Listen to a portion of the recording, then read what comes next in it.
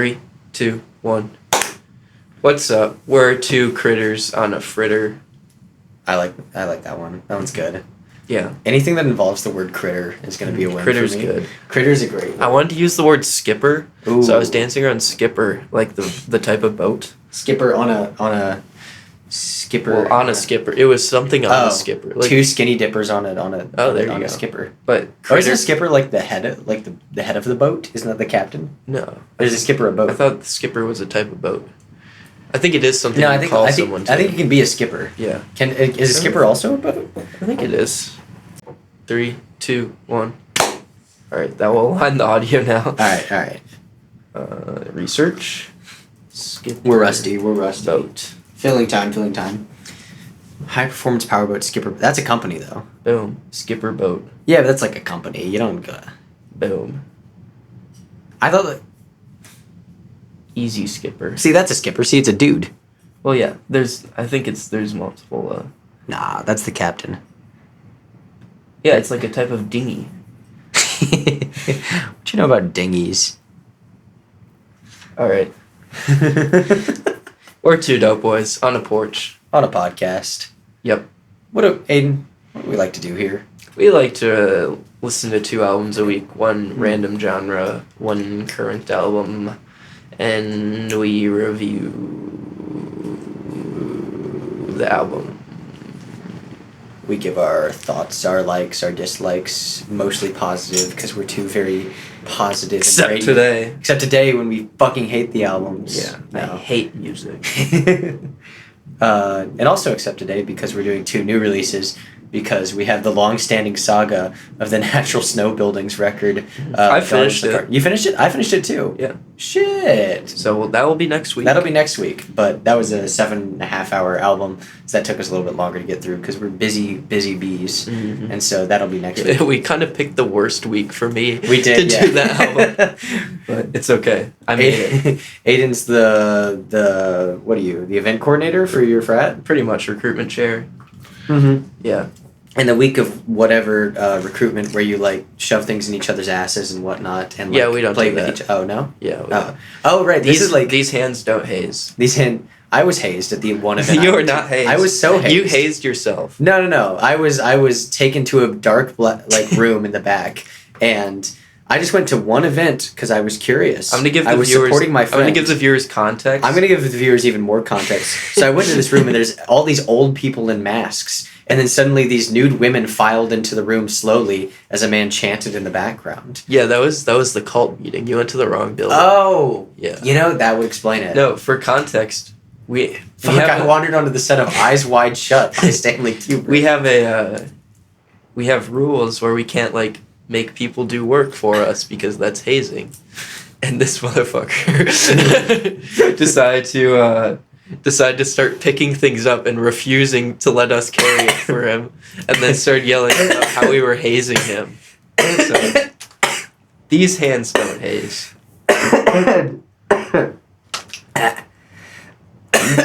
Any hazing that was done was brought upon him by himself. Yeah. There we go. Yep. That just completely ruined that audio. Sorry. No, that's good. That's what the people subscribe. The people want to hear me just be unable to take a sip of tea. Yeah. Without just hacking up a lung. That's why it's so loud. I have the compressor on. Well, this is going to be the Rick Rubin episode because it's so compressed. The block episode. The Steve Albini episode. Why the fuck does the Two Dope Boys song sound like Samurai Sword by the microphones? Yeah, it's real compressed today. But that's okay. Because we have albums to talk about. Where's the compression button? Oh, I'll turn it off. No, I'm just curious. Guitar, fast, off. So I can just like... Cool. You can hear it, right? Oh, yeah, you can definitely hear it. Like... Yeah, the hiss. The noise that's compressing. But yeah, we got some albums to talk about. I think. We do. Yeah. We should probably do that. You know? Yeah. Yeah. I think that'd be a good idea. You know? What was that first album called? I think that first album... Moon Growth? Moon Growth? Yeah. What? Yeah, that was the band, right? Moon Growth? Moon Growth. Yeah. Oh, I did not. I thought you were talking about the Mac Miller album, and I could not possibly parse out what you were trying to get at there. I was just not even I was not even in the place to yes and that. But yeah, the first album was an EP, Passages EP by a band called Sunrot. Very Very EP. I'm so EP. I'm sipping my little tea because I'm so EP. But Sunrot is a very cool, I'm going to use the term they use on their Bandcamp because it's very silly. It's compulsive post-noise power sludge is their self-description.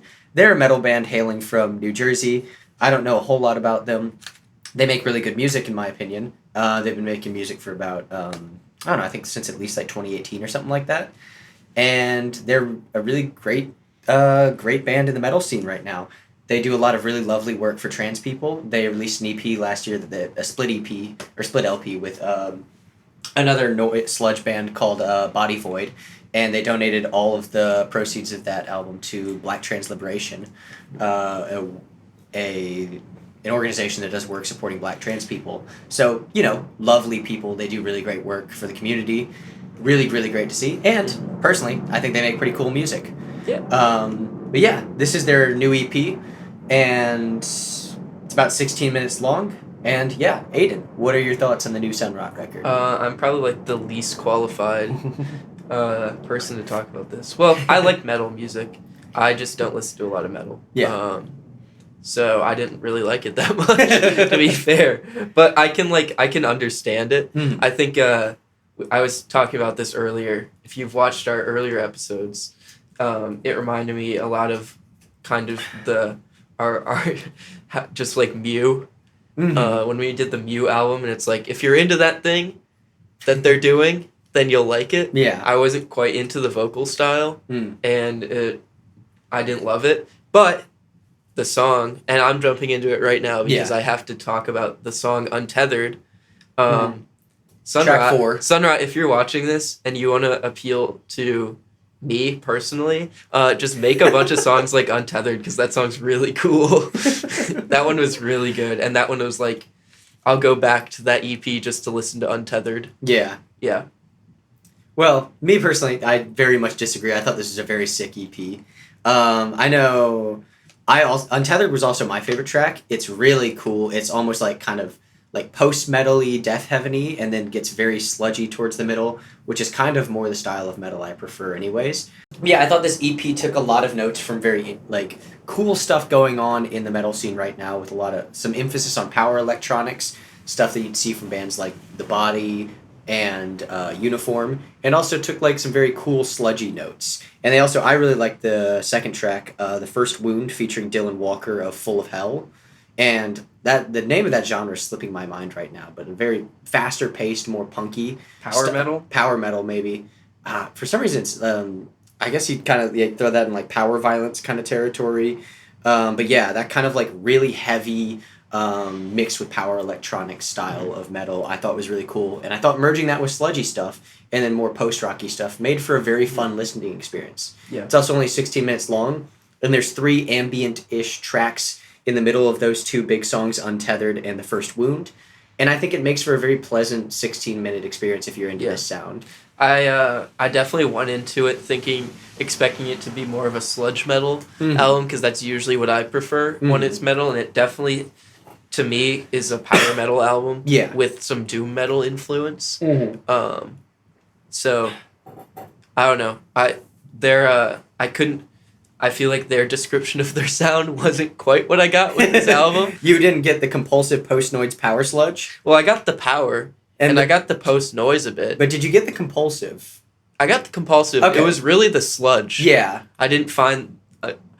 I came out and I wasn't slimy enough. There wasn't enough sludge on me. They didn't sludge you up as much as you were hoping to get sludged. Yeah. Yeah. See, I think I disagree just because I was perfectly sludged by this record.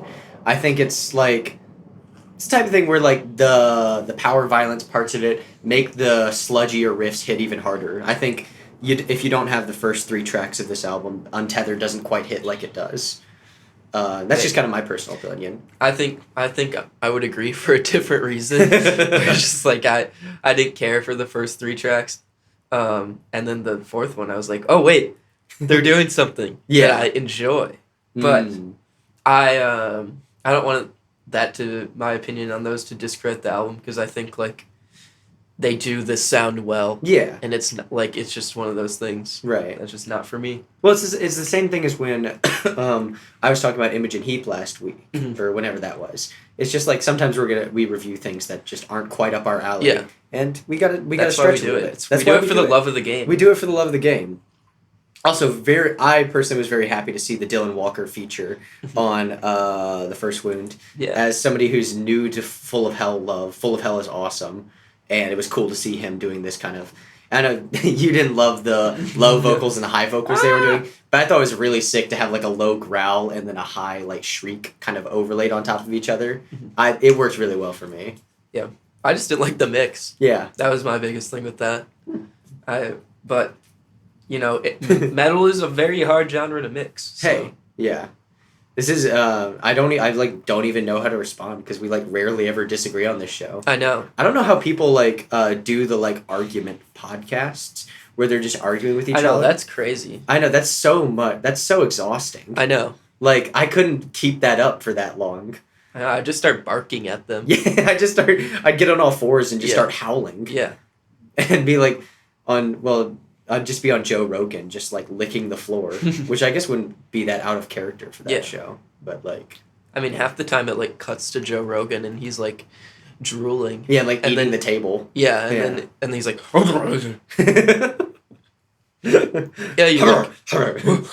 yeah, you make a very good point. Thank you. Yes, Theo Vaughn.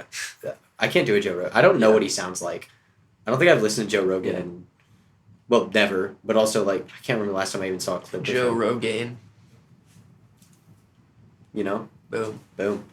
Yeah. What'd you give this record? I gave it a 2.5. I thought it was worth listening to when you got to Untethered. So I'm going to recommend Untethered. I give this one a strong thumbs up. Sunrot's a cool band, and they're doing great work, and I think this is a record that's worth checking out.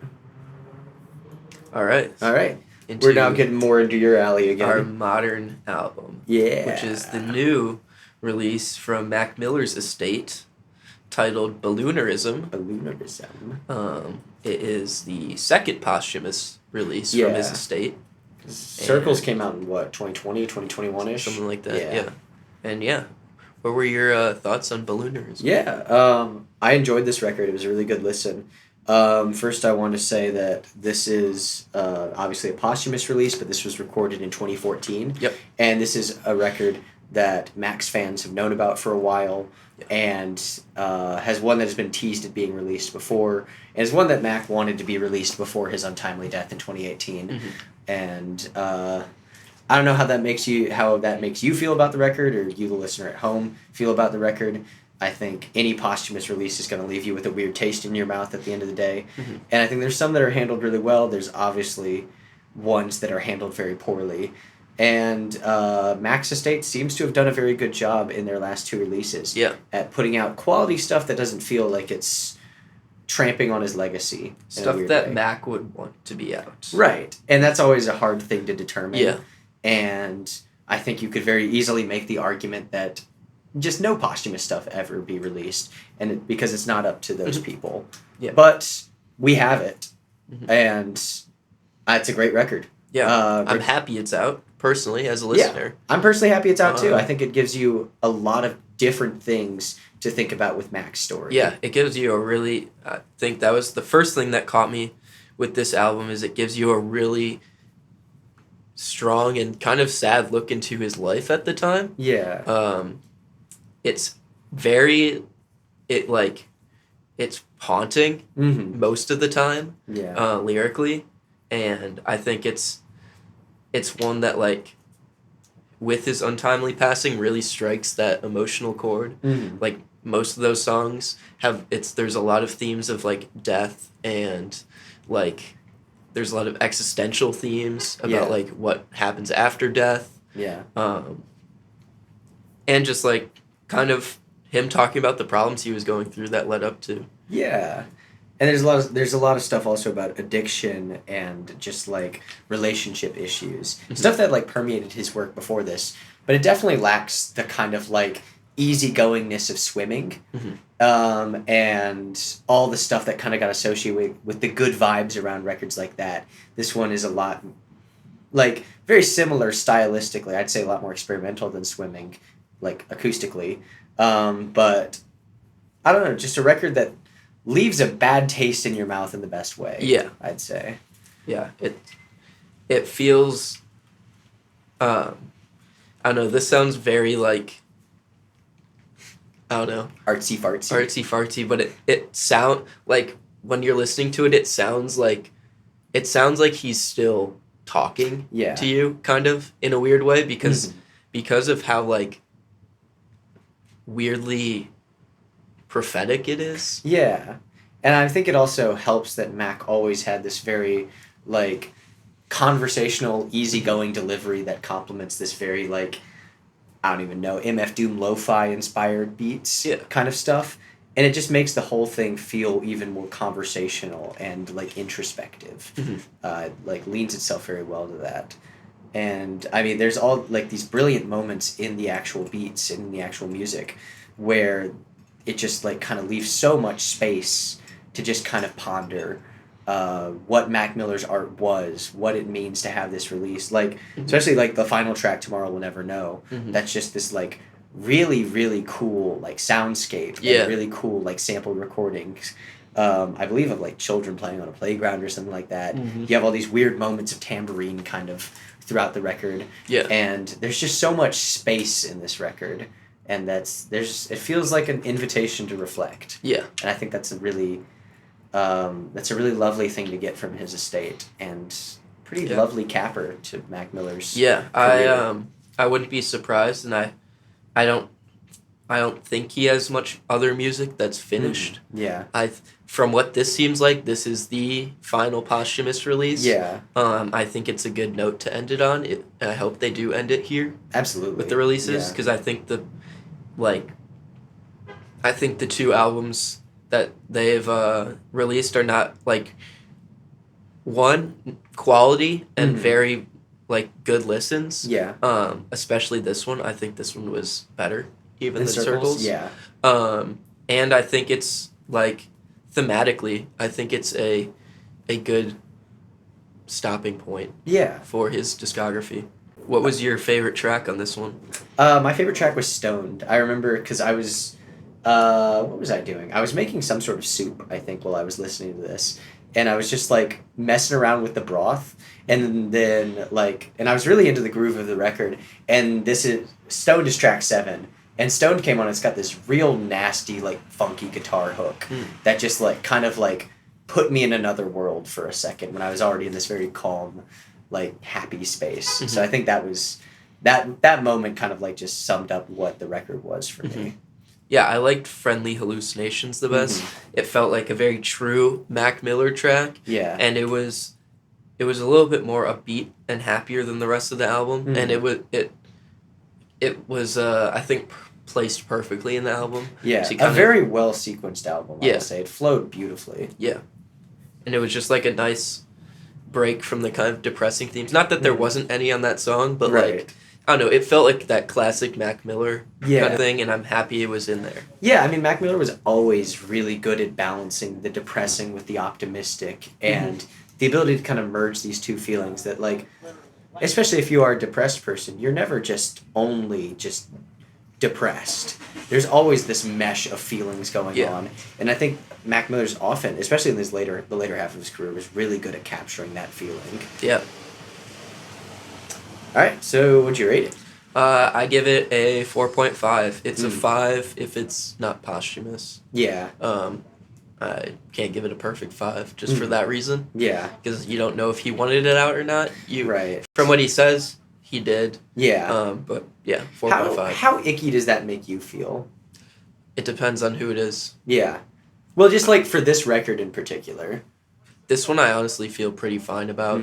Knowing what I know about that, like, that it is a completed album. It was one he planned on releasing. Yeah. It seems like one of those things where it's like he would have been happy to share this with the world. Yeah, I think so too. I think this seems a bit more like an extreme situation. Yeah. Of this, especially just the fact that he wanted it out.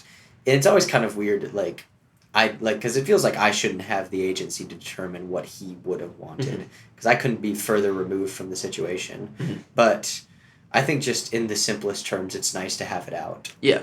Yeah. But I'm going to give it a thumbs up. Strong recommend here. This is a good record, and especially if you care a lot about Mac Miller, this music scene, this is a really cool record. Yeah, if you care about hip hop, you have to listen to this one. Yeah, I think that's a great line to lay down. All right, now we move into our segment. Tracks. Jack's tracks. I think there's a little bit of spittle on the mic now. Ooh. Look what you've done. Look what you've done. I can see exactly what I've done on the audio track there, the big spike. All right, you want to do yours first? I think I've got yours first queued up. All right, let's do mine. You got yours first? Perfect. Is it? Oh, we're doing mine first. Shit, man. All right, you want to give us a rundown of what your song is and what it means to you? Perfect. Yeah, this track is Afraid by Two Hollis and Nate Sib. Two of your boys. Two of my boys. Two Hollis, emerging indie, electronica indie dance star. The new indie sleaze. The new indie sleaze. As they say. Nate Sib, his friend, who does a similar thing that leans a little bit more hyper poppy, though they both come from the hyper pop world. They're friends. They made solo stuff. They finally got together and made just a fun song. Yeah. Heck yeah. Let's check it out.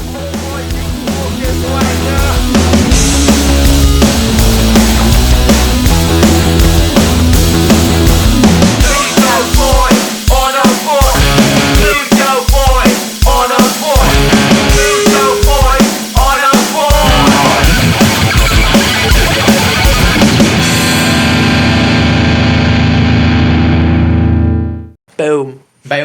That was Afraid by Two Hollis and Nate Sib. Yeah. And that was really sick. Yeah. That was really good. I like that a lot.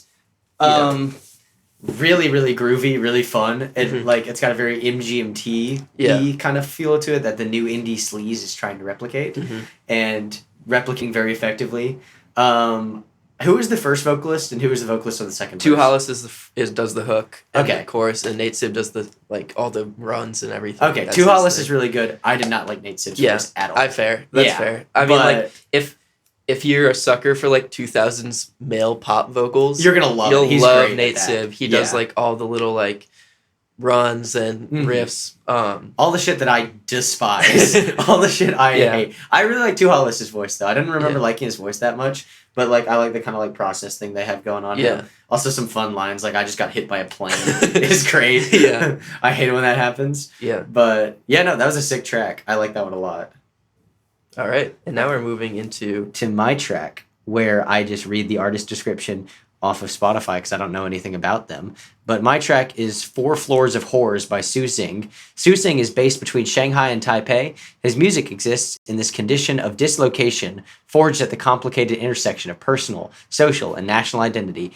As a DJ, whoa, that's longer than I thought it was. As a DJ, Tzusing sets mix streamlined techno, industrial electronics, non-Western dance music, and contemporary club music. He adds to this sincere belief in the redemptive power of pop music, ready to drop sophisticated classic Asian pop into the middle of club sets. In his own production, Tzusing recombines these influences into aggressive, cathartic music, inflected with off-kilter half-step rhythms, strange harmonic textures, and thick, unnaturally resonant drums. If glittering tuned percussion, reed instrument-like synthesizers, and the music's imagery might evoke a sense of, in quotes, Chineseness, it is not to point to the site of, in quotes, authentic culture, but to ask what these signifiers mean and who they belong to as diasporas mutate beyond national borders.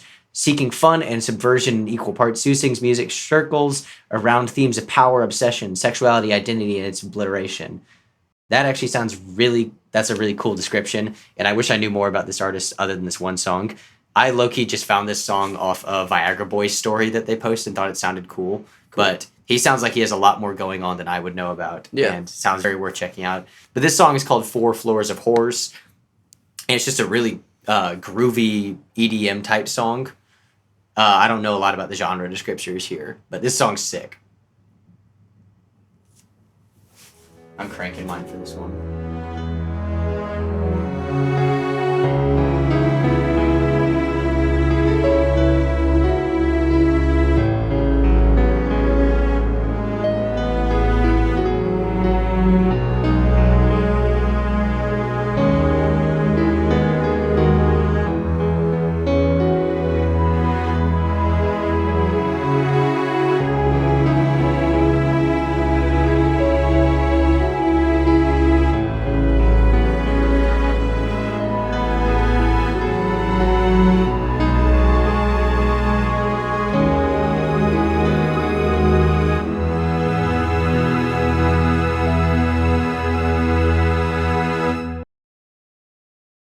Boom. Boom.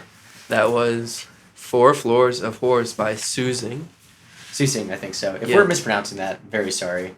Yeah, that's cool. Cool. It reminds me a lot of, like, the old, like, Detroit techno. Like, when electronic music was first becoming a thing. Yeah. It sounds like, kind of like the Detroit, like, did their own weird thing with music, and that's how you get techno. It also, the drum hits remind me of Rocket by Herbie Hancock in a weird way. Okay, yeah. Like the kind of thing. And they're timbrally, they're very similar. It's also, it's like, to me, it's like a weird mix of like techno and industrial. That's really cool. Yeah, yeah. And I compare everything.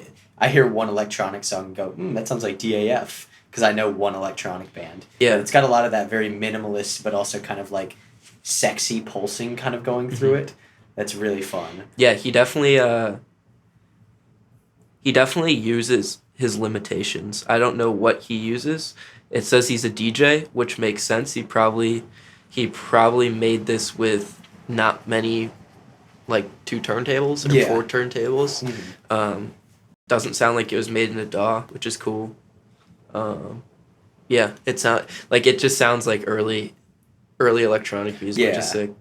And it's crazy because this was made in 2015, so he's kind of keeping that like spirit alive, which is sick. I would say it's also one of those songs where all the noises are so fun. Every noise he pulls out in this one is like, my favorite is the hi-hat he pulls out in towards the last 2 minutes of the song. It's so crisp and staccato, and the cutoff is very, very quick. Yeah. It's really satisfying. It's probably a sample of some sort. All of this is most likely samples. Yeah. Which is cool. Yeah. But yeah, that's Tzusing. That's Tzusing. All right. Any closing thoughts for the people?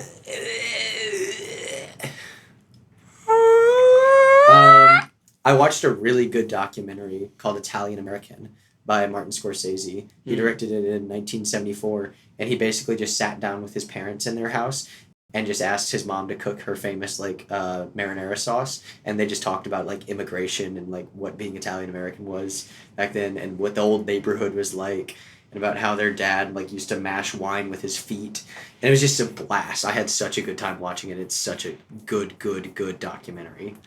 So yeah, watch that. I watched Rope by Alfred Hitchcock. If you haven't seen that one, it's a masterclass in how to do a scene and how to do lighting. And have 2 gay guys gesture at being gay. Yeah. Very homoerotic. Yeah. Very good.